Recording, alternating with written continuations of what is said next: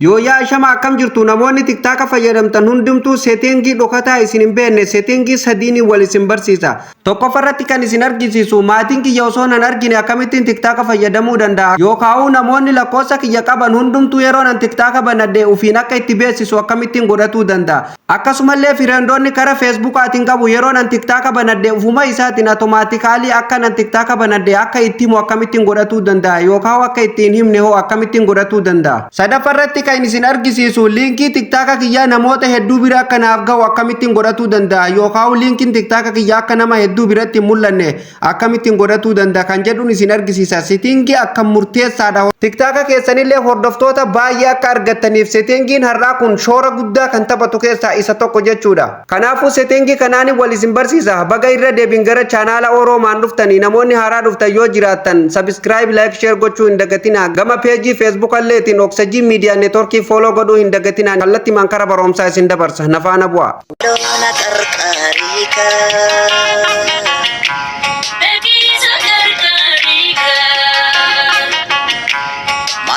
Hordoftoota kiyya kabajamoo walitti deebinee jirra. Akkuma reef mata duree irraa isiniif tuquuf yaale tiktaaka keenya irratti seetingiilee dhokataa tahan jechuudha. Isa sadii kan isinitti argisiisu taha isiniin jedhee ture jechuudha hordoftoota kiyya. Seetingiilee har'aa kana jechuudha akka itti gammaddan abdiin qaba jechuudha. Kanaafuu tiktaaka keenya keessa seena yeroo tokkoo fi keessa seeneen jira.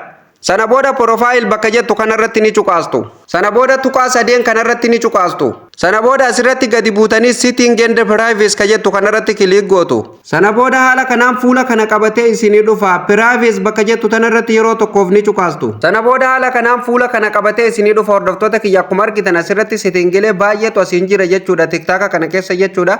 Kanaafuu kan isinirraa eegamu isin asirratti gadi buutanii suggest your account to another ka jedhu kana account keetiif yaada dhiyeessi kanuu jedhu kana jechuudha yeroo tokkoof irratti cuqaasnaa jechuudha. Sana booda haala kanaan fuula kana qabatee nuuf dhufa hordoftoota kiyya qabxii sadii qabatee nuuf dhufa jechuudha. Sanduuqooleen kun hundinuu jechuudha seetingii bakka murteessaa ta'e jechuudha hordoftoota kiyya. Kanaafuu maal akka ta'e bal'inaan kan waliin ilaallu ta'a. Tokkoffarratti fakkeenyaaf contact ka jedhu kana sanduuqni kun fuula kana dura jira jechuudha. Fakkeenyaaf isa kana yoo kan bannu ta'e hordoftoota kiyya sanduuqa kana yoo banne namoonni bilbila keenya qaban hundumtuu jechuudha kan bilbilli isaanii nu biratti seef ta'ee jiruu fi bilbilli keenya illee isaan biratti seef ta'ee jiru hundumtuu yeroo nu tiktaaka lakkoofsa kanaan bananne kallattimaan itti beeksisa namni kun tiktaaka fayyadamaa jira tiktaaka banatee jira jedhee kallattimaan tiktaaka isarratti itti beeksisaa jechuudha. Kanaafuu maal goona akka yookaan maatiin keenya fakkeenyaaf namoonni tokko yeroo biyyaa deemtan jechuudha. Waan badaa yookaan waan maatiin keessan isinirraa jibbu kan dalaguutu jira. Akka maatiin keessan isin argine yoo barbaadan isa kana ni cuftu jechuudha. Maatiin keessan fakkeenyaaf lakkoofsa keessan ni qabu. Yeroo isin lakkoofsa kanaan tiktaaka banattan kallattimaan itti beeksisu jechuudha. Keessaafuu ijoolleen keenya kan shamaraa mana madaamii keessa dalagan jechuudha. Namoonni tokko akka isin tiktaaka fayyadamtan hin fedhanii jechuudha. Akka isaan isin hin beekne dhossatti fayyadamuu yoo barbaadan kontaakti ka jedhu kana dhuftanii ni cuftuu jechuudha. Haala kanaan gurraachitu. Sana booda jechuudha hordoftoota kiyya namoonni lakkoofsa keessan beeku yookaan madaamiin keessan akka isin tiktaaka fayyadamtan tasuma beekuu hin dandeessu jechuudha. Yoo lakkoofsa isin beektu saniin tiktaaka banattanii fayyadamaa jiraatanii jechuudha.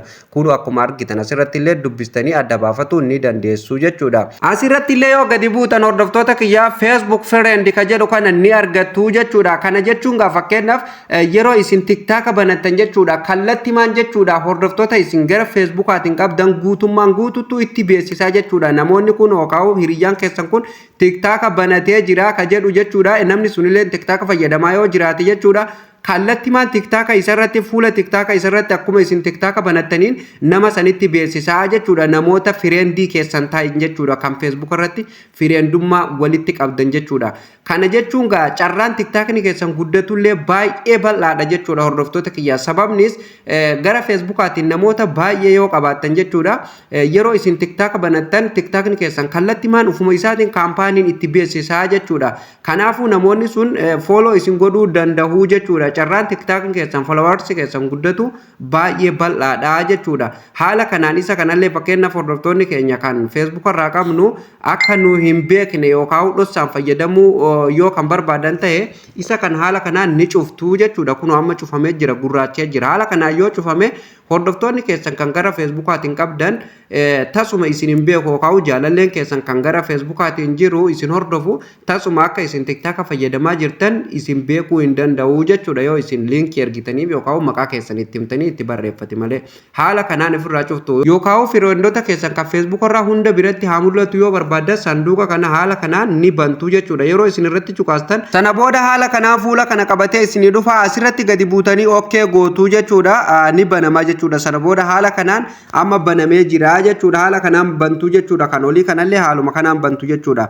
sadaffarratti illee yoo gadi buutan maal argattu hordoftoota kiyya people who open or send link to you nuun jedha jechuudha kana jechuun gaa hordoftoota kiyya namoonni jechuudha linkii adda addaa irraa dhufanii jechuudha akka akkaawuntii keessan qunnaman yookaan linkii yeroo isin namaaf ergitan jechuudha linkiin keessan nama biratti akka banamu namni linkii sanirra dhufee akka follow isin godhuu danda'u jechuudha godhatuu danda'u jechuudha fakkeenyaaf isa kana yoo haala kanaan bantan jechuudha yeroo isin linkii tiktaaka keessanii namaaf ergitan namni sun kallattii maal linkii sanirra dhufee follow isin godhuu danda'a isin linkii sun ni banamaaf jechuudha haala kanaan yoo akka kanaan fakkeenyaaf akkanatti cuftanii dhiiftan linkiin isin namaaf ergitanillee namni sun linkii sanirra dhufee follow isin godhuu hin danda'u maatii isiniif ta'uu hin danda'u jechuudha bal'ina isaa kunoo waan jira hundaa keessatti dubbistanii adda baafatuu ni dandeessu jechuudha fakkeenyaaf yeroo kiyya waliin deemuuf jechuudha yeroo kiyya qusatuuf na hin dhaqqabu jechuudha kanaafuu jechuudha hordoftoota kiyya isin bal'ina isaa asirratti dubbiftanii adda baafattu jechuudha kanaafuu linkiin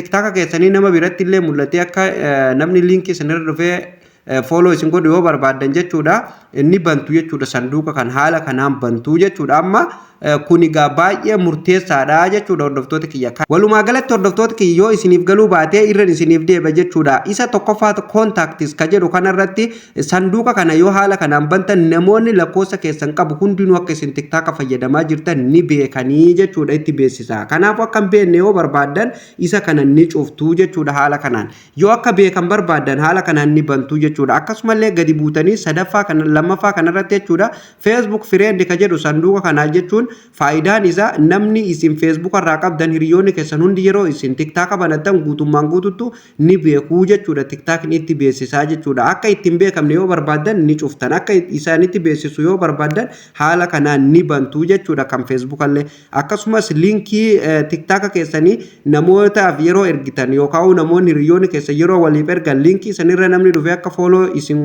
hin goone yoo barbaadan linkii sun akka nama biratti hin banamneef yoo barbaadan isa kan haala kanaan ni cuftuu akka banamuuf yookaan akka nama san biratti illee mul'atu yoo barbaadan haala kanaan ni bantuu jechuudha haala kanaan sirreeffattu jechuudha hordoftoota kiyya kun egaa tiktaakni keessan guddatuuf carraa guddaa akka isiniif banu abdiin qaba jechuudha haala kanaan ilaaltanii sirreeffatuu hin dagatinaan isiniin jedha hordoftoota kiyya isteepii baay'ee salphaadha akkasumallee warreen gara peejii Oxygen Media Networkiitiin na hordofaa jirtanillee hordoftoota kiyya baroomsa parsantaa xiqqaa argataa jirtanii kanaafuu gara chaanaala keenyaa koottaatti bal'ina achirratti bilaasha baradhaan isiniin jedha chaanaala keenya argatuuf profaayila peejii keenyaa jala erga seentanii jechuudha watch now bakka jedhu kana cuqaastanii kallattimaan gara chaanaala Oromaan isin fida achirratti waan barbaadan baratuu ni dandeessu yaada qabdanillee komantii jalatti naaf barreessuu ni dandeessu jechuudha hordoftoota kiyya akkasumallee watch now bakki jedhu yoo isiniif ba'u baate jechuudha peejii keenya jala erga seentanii haala kanaan suuta jettanii ol harkistanii Oromaan bakka jedhu bakka mallattoo YouTube irra jiru kanarra yeroo isin cuqaasta waa lamaatu isiniif ba'a hordoftoota kiyyaa jalatti